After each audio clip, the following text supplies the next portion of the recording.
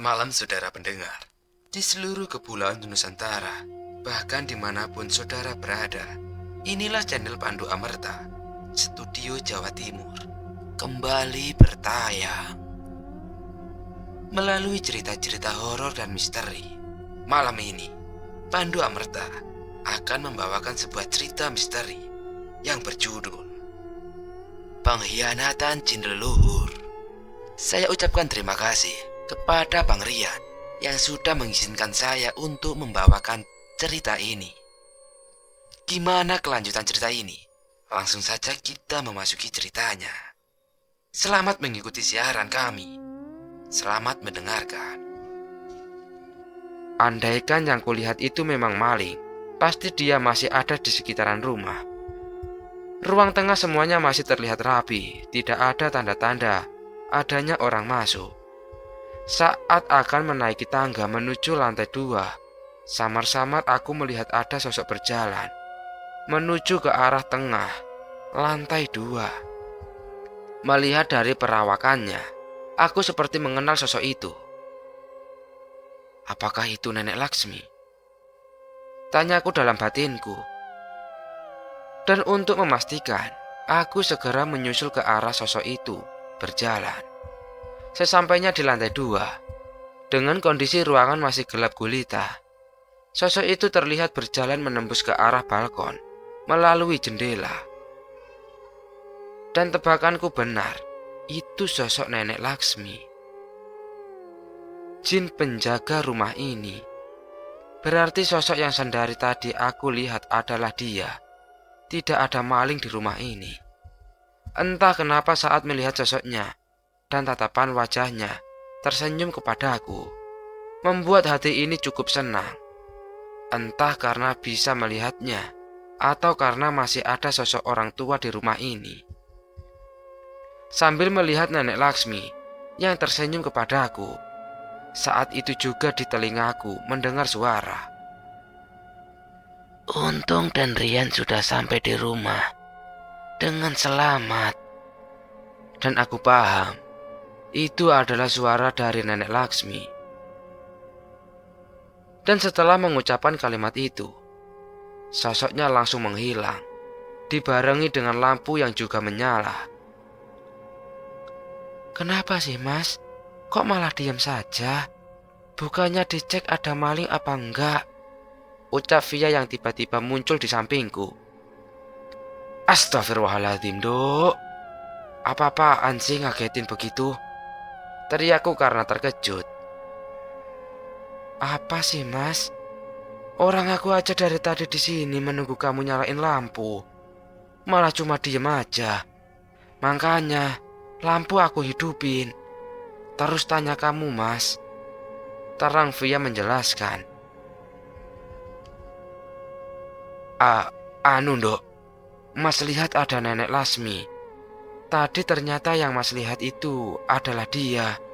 Ucapku memberitahu Via. Loh, kalau begitu kamu udah bisa lihat mereka lagi, Mas? Tanya Via. Entah, Dok. Tapi hanya Nenek Laksmi sih yang baru nampakin. Tapi entah kenapa hati ini senang lihat dia lagi. Ucapku yang juga masih bingung. Itu tandanya kamu masih peduli dengan mereka dan suka kalau bersama mereka, jawab Via menjelaskan. Masa sih, Dok? Tanyaku kemudian bersin karena sadar kedinginan. Setelah pembicaraan kecil itu, aku kemudian langsung bergegas mandi dengan air hangat yang sudah siap. Sambil mandi aku terus berpikir, apakah benar kemampuan itu akan kembali lagi? Apakah aku akan bisa melihat mereka semua lagi? Andaikan iya, aku ingin hanya bisa melihat mereka saja dan tidak lagi terlibat dengan kejadian yang aneh-aneh lagi. Saat aku sedang mandi dan memikirkan tentang kemampuanku yang mungkin akan kembali, tiba-tiba suara petir yang cukup kencang terdengar hingga menggetarkan kaca di jendela rumah.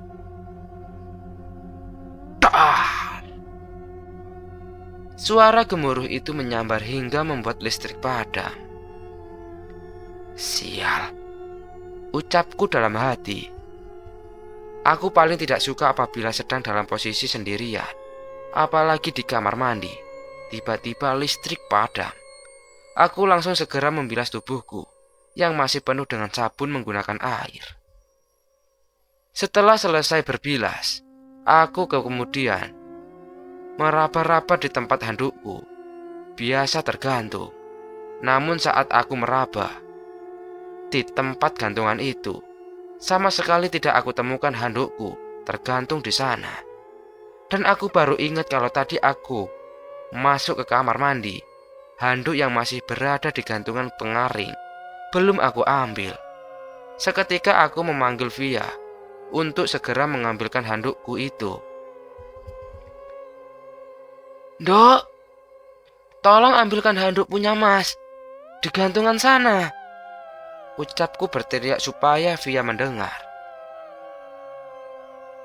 Ah, kebiasaan, pasti aja kelupaan. Ya, aku ambilin bentar. Aku pasang lilin dulu biar ada cahaya, jawab Via dari luar kamar mandi. Sambil menunggu Via mengambilkan handuk, aku mencoba meraba ke arah rak penyimpanan yang ada di kamar mandi. Aku mencari HP-ku yang tadi aku letakkan di sana. Tak perlu waktu lama, HP sudah berhasil aku temukan. Aku membuka filter senter supaya bisa mendapatkan cahaya lebih terang dari HP-ku. Setelah berhasil kunyalakan senternya, iseng aku berkaca di depan cermin. Dan diterangi cahaya senter itu, kulihat tubuhku ternyata sudah mulai membesar, terutama di bagian perut. Dalam hati aku berkata, sepertinya memang sudah harus diet. Sambil terus melihat ke arah cermin dan memperhatikan tubuhku sendiri, aku mulai merasa kedinginan. Via sepertinya terlalu lama mengambilkan handuk untukku. Karena hal itu aku mulai memanggilnya lagi dan meminta dia untuk cepat karena hawa dingin mulai terasa menyerang kulitku. Namun tak ada jawaban sama sekali. Mungkin dia tidak mendengar teriakanku. Aku mencoba untuk bersabar sambil menahan rasa dingin ini dan terus berkaca karena bingung mau ngapain lagi. Saat sedang asik iseng berkaca, sepertinya aku menyadari ada hal yang aneh dalam pantulan cermin.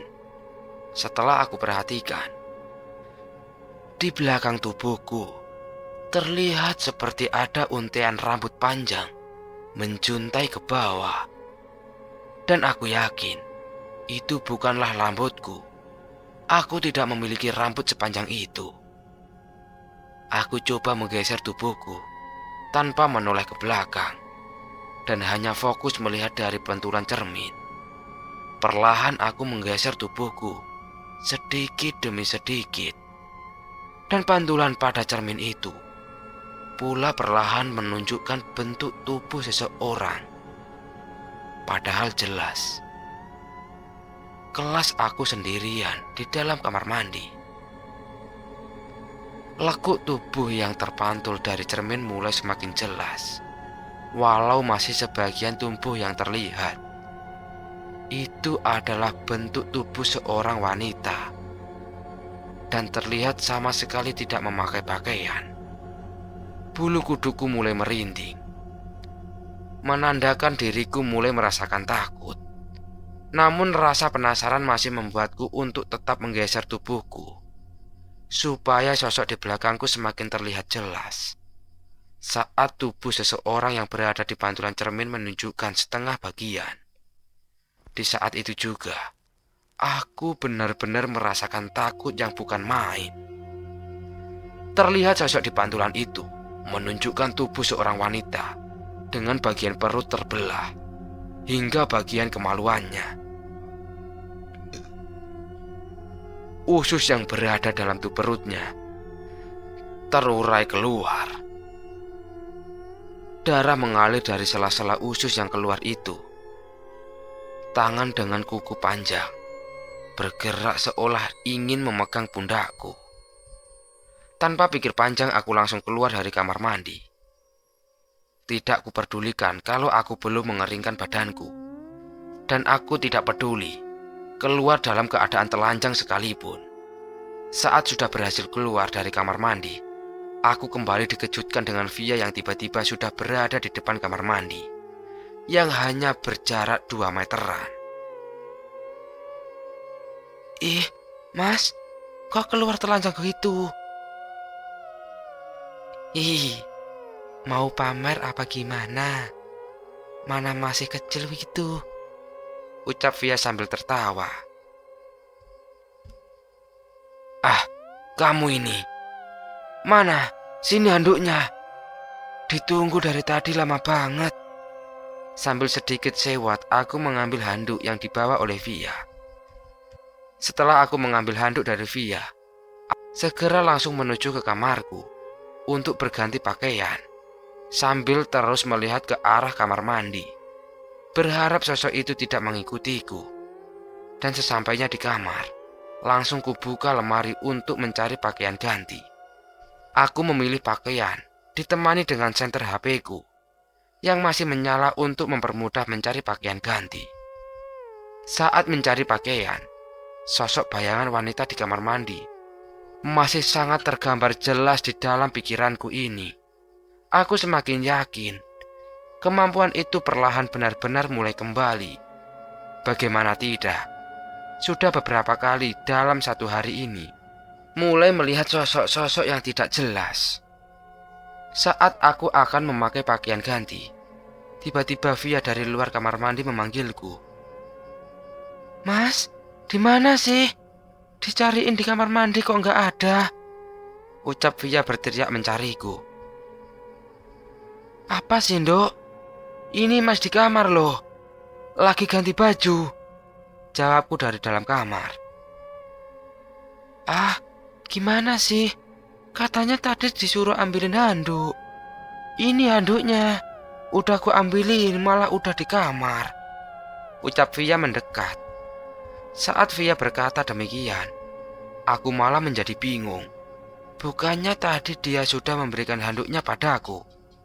Dan lagian handuknya juga ada di sini, di atas kasur. Sambil kutoleh handuk yang tergeletak di sana. Namun aku kembali dikejutkan dengan apa yang aku lihat. Di mana handuk yang tadinya aku letakkan di atas kasur, kini berubah menjadi selembar kain lusuh dalam kondisi basah. Dan karena terkejut, aku langsung keluar kamar sambil memakai celana yang belum selesai aku kenakan. Kenapa, Mas? Kok tiba-tiba keluar terburu-buru? Tanya Via keheranan. Ah, enggak kok, enggak apa-apa. Jawabku gugup sambil melihat handukku yang ternyata masih berada di tangannya. Maaf ya, Mas, jadi enggak handukan deh. Tadi aku nyalain lilin buat semua ruangan dulu, biar enggak gelap. Terang Via menjelaskan kenapa lama. Jadi beneran ya? Tadi kamu belum nemuin aku, terus ngasih handuk ini? Tanyaku keheranan. Lah, ini kan handuknya, masih sama aku, Mas. Ucapnya sambil menyodorkan handuk di tangannya. Ah, iya juga ya. Jawabku kebingungan. Mas, jadi nggak dikeringin dulu? Ya karena nunggu kelamaan. Tapi ini kok udah kering tubuhmu, Mas. Dikeringin pakai apa? Tanya Via. Coba kamu lihat aja sendiri di kamar. Pakai apa aku ngeringinnya? Ucapku meminta Via untuk melihat sendiri. Setelah itu Via berjalan masuk ke dalam kamar dan kemudian langsung keluar. Mas, maaf ya, Mas. Mesti ngeringin pakai baju kotor yang ada di keranjang pakaian kotor itu ya. Ucap Via merasa bersalah. Loh, bukan, Dok. Mas pakai pakaian itu yang ada di atas kasur. Aku berkata sambil masuk ke dalam kamar.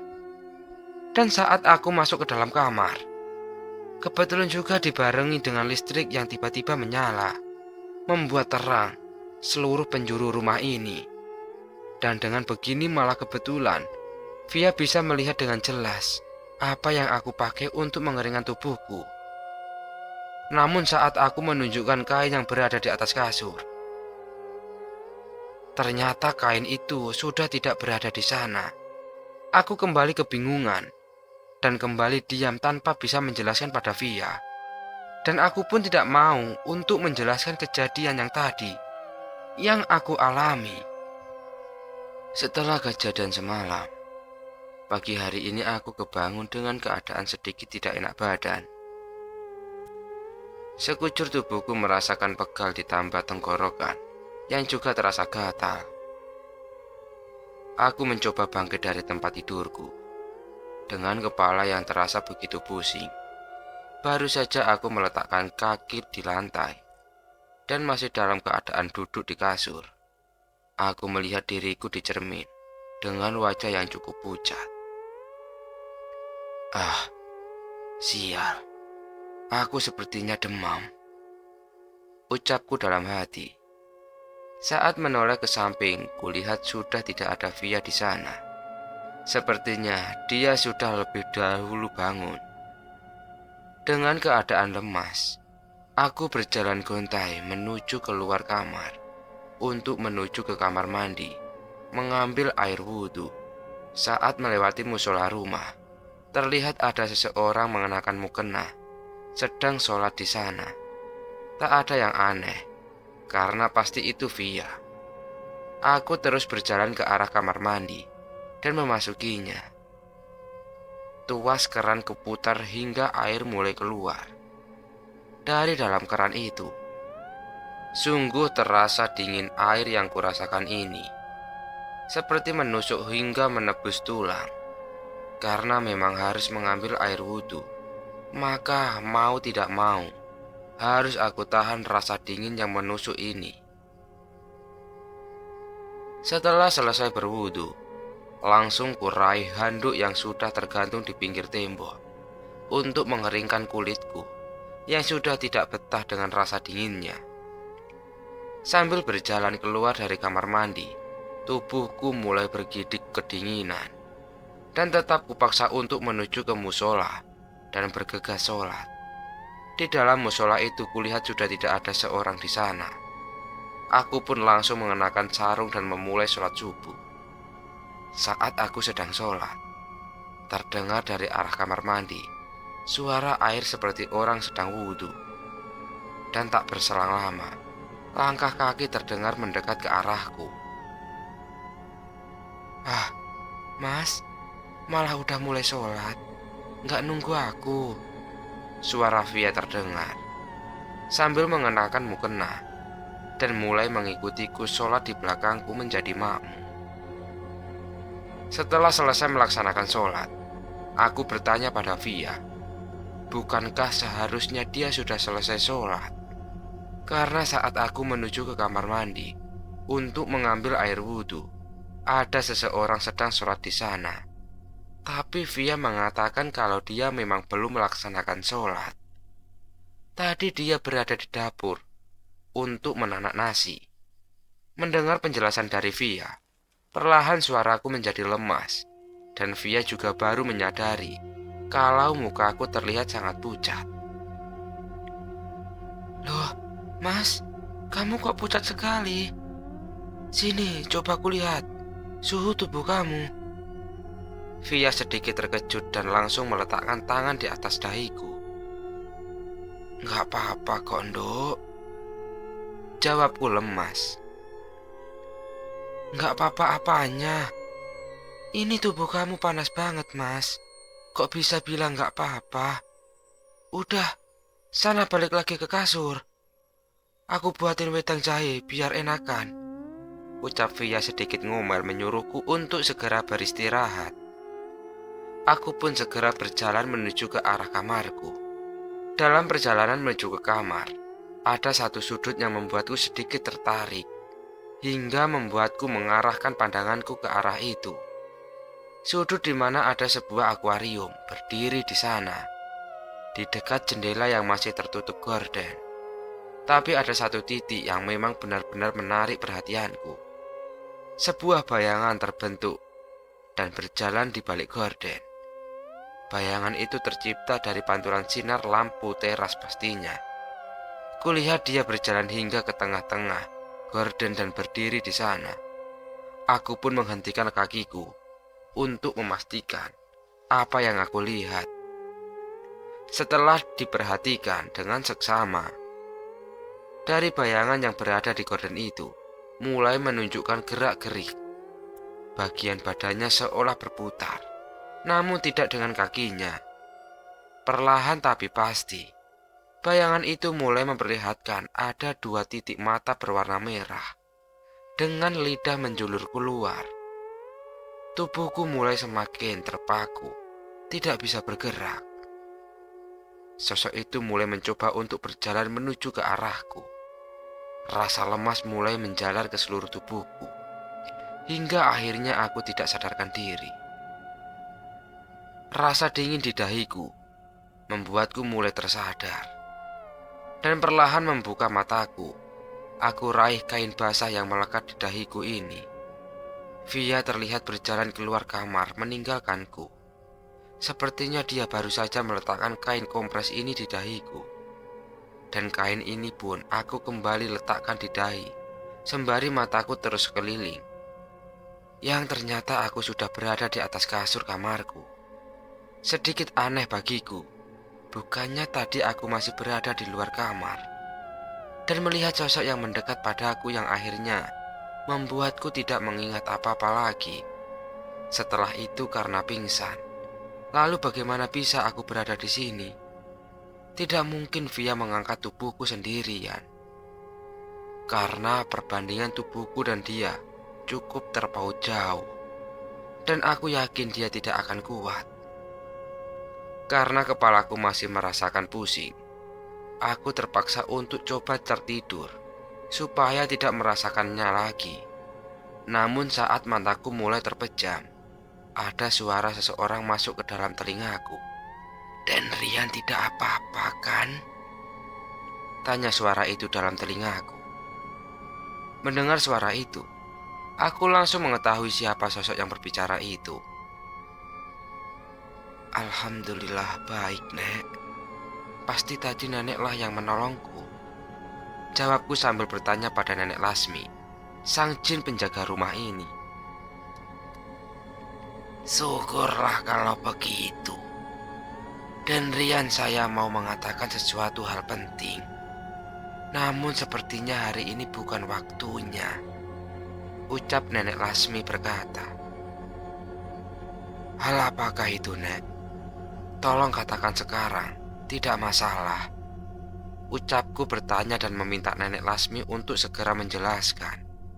"Baiklah, kalau Dan Rian meminta, tolong segera Dan Rian untuk mencari sebuah kantong berisi batu yang sempat dibuang kemarin saat membersihkan kamar ini," ucap Nenek Lasmi memintaku. "Memangnya ada apa dengan kantong itu, Nek? Bukankah kantong itu hanya kantong berisi batu biasa saja?" tanyaku heran. "Awalnya saya pun merasakan hal yang sama. Baik, saat ayah dan Rian pertama kali membawanya ke rumah ini, hingga kemarin sebelum tumpukan sampah itu dibuang dan Rian, dan setelah sampah-sampah itu dibuang dan kantong berisi batu itu ikut terbuang, saya merasakan energi negatif yang sangat besar mulai muncul. Dan jelas bisa jadi itu bukan tandingan saya," jawab Nenek Lasmi. Aku hanya terdiam dan berpikir, apakah aku akan terlibat lagi dengan kerusuhan bersama alam astral ini? Dan setelah diam beberapa saat, aku pun bertanya kembali pada Nenek Lasmi, apakah yang tersimpan dalam batu itu adalah peliharaan ayahku juga, Nek? Tanyaku pada Nenek Lasmi. "Ada kemungkinan iya. Namun sosok yang tadinya berada di dalam batu itu memiliki ilmu yang sangat tinggi dan tersegel di dalam kantong itu. Ayahmu sepertinya sengaja menyimpannya supaya sosok jin yang berada di dalam sana tidak bisa dimiliki orang lain untuk keperluan kejahatan, terang Nenek Lasmi. Berarti masih aman kan, Nek? Tanyaku kembali. Untuk saat ini mungkin masih aman. Dan aura negatif yang kembali aktif itu karena sosok yang tersegel di dalam sana merasakan aura dan Rian saat dan Rian membuka kantong itu. Jelas Nenek Laksmi lagi. Lalu, aku harus bagaimana, Nek? Apakah aku harus cari batu itu di tumpukan sampah? Itu pun kalau masih ada di sana. Ucapku bertanya lagi. Saya rasa seperti itu, Den. Supaya tidak akan merepotkan nantinya. Tidak harus sekarang. Namun lebih cepat itu lebih baik. Tapi melihat Den Rian masih sakit seperti ini, saya sarankan tunggu hingga sehat sekalian.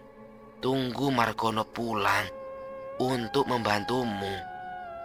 Nenek Lasmi memberi saran. Aku terus memikirkan untuk hal baiknya seperti apa. Tapi benar apa kata Nenek Lasmi. Aku tetap harus menunggu tubuhku sehat lagi. Tidak mungkin aku pergi mencari dengan keadaan masih sakit. Akan sangat merepotkan nantinya. Ditambah lagi kalau ada gangguan dari makhluk astral. Sudah dipastikan akan pingsan lagi. Setelah pembicaraan bersama dengan Nenek Lasmi, aku mencoba untuk membuka mataku. Terlihat Nenek Lasmi masih berdiri di samping tempat tidurku dan hendak pergi memudar begitu saja. Dengan suara lemasku, panggil Via untuk mengambil cincin pemberian Mbah Margono yang dulu pernah diberikan padaku. Dan kebetulan Via sedang menyapu di depan kamar. Jadi walau dengan suara lirih, masih bisa terdengar. Gimana, Mas? Kenapa? Mau minum? Tanya Via menawarkan. Enggak, Dok. Mas cuma mau minta tolong. Ambilin cincin Mas yang ada di dalam lemari itu, Dok. Yang dulu dikasih sama Mbah Margono. Ucapku lemas meminta pada Via. Oh alah, iya Mas. Memangnya kenapa? Oh iya, habis ini makan ya, terus minum obat, dan gak usah kerja dulu. Itu kamu masih pucat banget. Tanya Via sambil membuka lemari untuk mengambil cincin yang aku minta. Iya, Dok. Nanti tolong teleponkan kantor ya, buat minta izin. Mas gak bisa berangkat. Pintaku pada Via. Iya, Mas.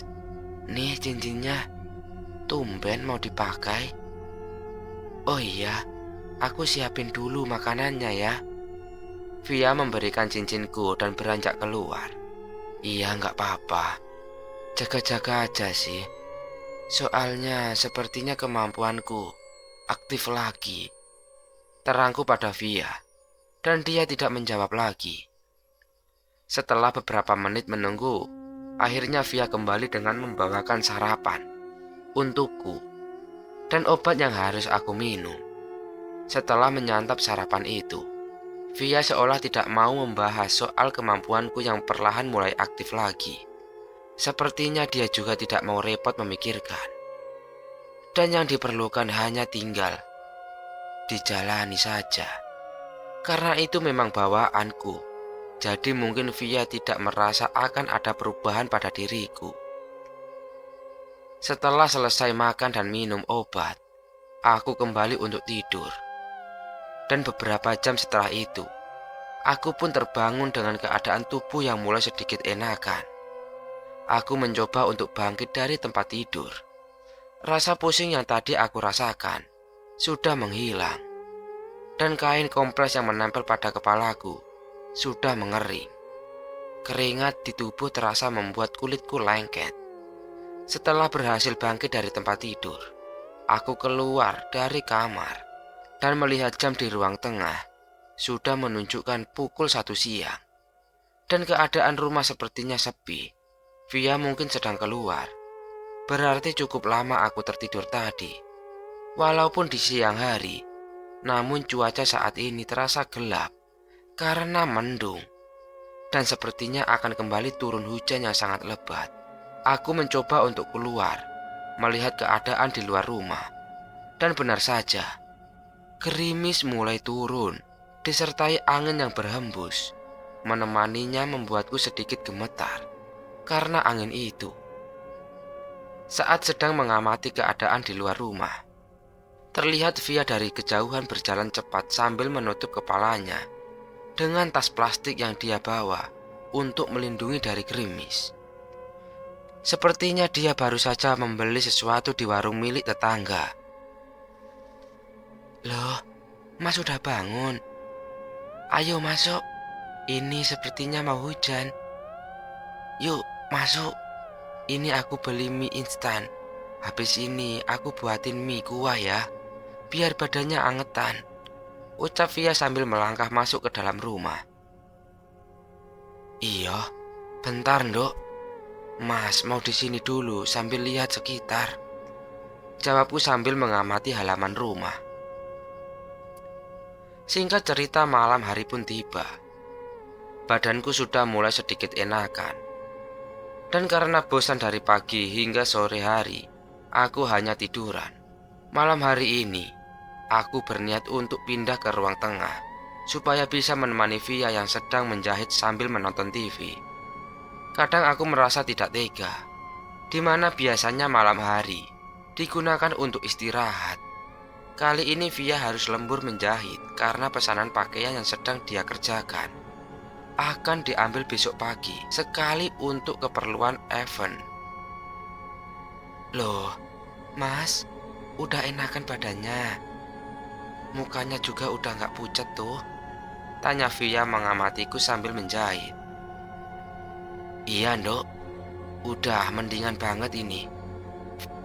Pusingnya juga hilang, badan juga udah gak begitu lemas. Kamu gak istirahat, udah malam loh. Masih menjahit aja, jawabku. Iya Mas, kalau ini udah selesai, terus istirahat kok.